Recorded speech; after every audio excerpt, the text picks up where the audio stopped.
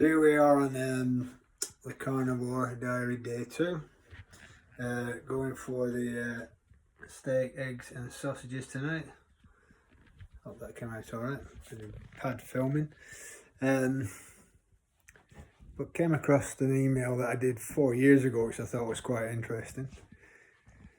This is to health specialist Bill Giles in Australia.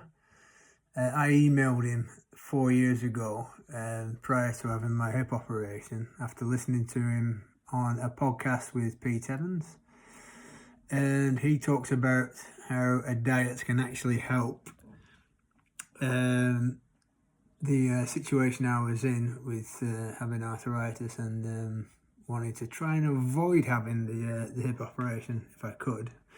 At the time I was only 53, so I felt a bit young to be having a hip operation. I've had hair day, I know. And in my email to him, I expressed this, and at the time I was on the paleo keto diet. And his reply, funnily enough, was, "I think you're on the right track, but it will take time. Bones take years to replicate.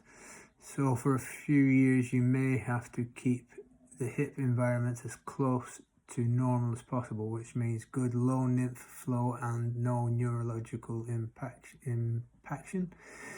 You need your T cells responding normally as well. You probably have a 90% chance that some plant foods, phytochemicals, will be linked to hip wear to some degree.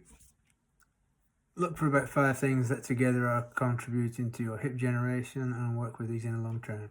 A carnivore diet is a scattergun approach which should work for you, but it is an extreme for normal lifestyle. A signature diet is optimal, but takes time to figure out with graphs and controls. Usually a micro-intolerance response, 5 parts per million of these chemicals will redirect immune reactivity."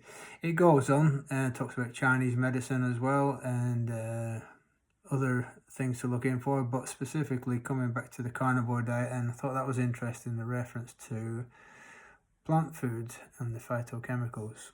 I had Googled that at the time, and I'm going to do that again just to refresh my memory what that meant.